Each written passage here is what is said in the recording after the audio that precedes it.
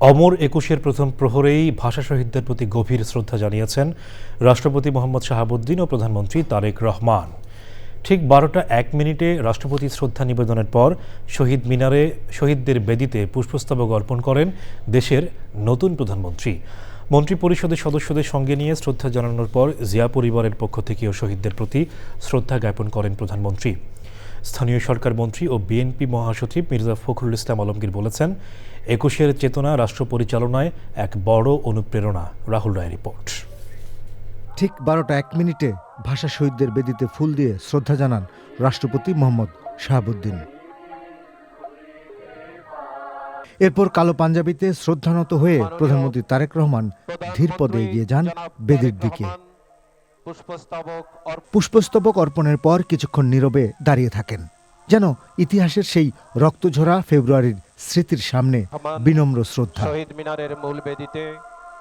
চারদিক তখন স্তব্ধ, ভেসে আসছে কেবল সেই চিরসেনা সুর, আমার ভাইয়ের রক্তে রাঙানো 21শে ফেব্রুয়ারি আমি কি ভুলিতে পারি।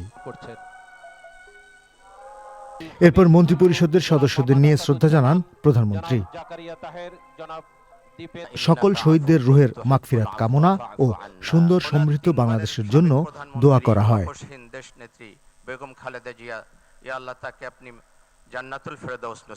শহীদ রাষ্ট্রপতি জিয়াউর রহমান ও সদ্য প্রয়াত সাবেক প্রধানমন্ত্রী বেগম খালেদা জিয়ার পরিবারের পক্ষ থেকে শ্রদ্ধা জানান তাদের পুত্র বিএনপি চেয়ারম্যান ও প্রধানমন্ত্রী তারেক রহমান, তার সহধর্মিণী ডাক্তার জুবাইদা রহমান এবং তাদের কন্যা ব্যারিস্টার জাইমা রহমান। এরপর ভাষা শহীদদের শ্রদ্ধা জানান সেনাবাহিনী, বিমান বাহিনী ও নৌবাহিনী প্রধান। 1952 সালের এই দিনে সালাম, রফিক, জব্বারদের মতো শহীদদের আত্মত্যাগেই অর্জিত হয়েছিল ভাষার অধিকার। ভাষা আন্দোলনে সেই আত্মত্যাগের স্বীকৃতি স্বরূপ 1999 সালে ইউনেস্কো 21শে ফেব্রুয়ারিকে আন্তর্জাতিক মাতৃভাষা দিবস হিসেবে ঘোষণা করে।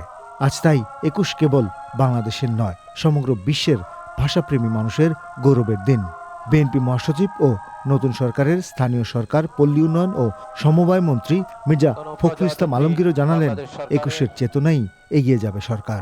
21-এর যেটা মূল চেতনা ছিল, যে সত্যিকার অর্থেই বাংলাদেশে একটি বৈষম্যহীন একটা সমাজ, একটা রাষ্ট্র গঠন করা, সেই চেতনার ভিত্তিতে আমরা আগামী দিনে এগিয়ে যাব। আমরা বিশ্বাস করি যে আমাদের এই নতুন 21-এর যে অনুপ্রেরণা, সে অনুপ্রেরণা নিয়ে আমরা সামনের দিকে নিঃসন্দেহে জনগণের কল্যাণের জন্য আমরা কাজ করতে সক্ষম হব। আমাদের মাতৃভাষাকে আমরা আরও সমৃদ্ধ করতে সক্ষম হব, আমাদের সংস্কৃতিকে সমৃদ্ধ করতে সক্ষম হব, আমরা বাংলাদেশের স্বাধীনতা, সার্বভৌমত্ব, গণতন্ত্রকে সংহত করতে। বিভিন্ন দেশে কূটনীতিক, রাজনৈতিক দল থেকে শুরু করে বিশিষ্টজন ও সাধারণ মানুষরা বিনম্র চিত্তে শ্রদ্ধা জানান ভাষা শহীদদের। আনুষ্ঠানিকতার গণ্ডি ছাপিয়ে ছাত্র, শ্রমিক, শিশু, প্রবীণ সবাই সামিল শ্রদ্ধা জানানোর মিছিলে।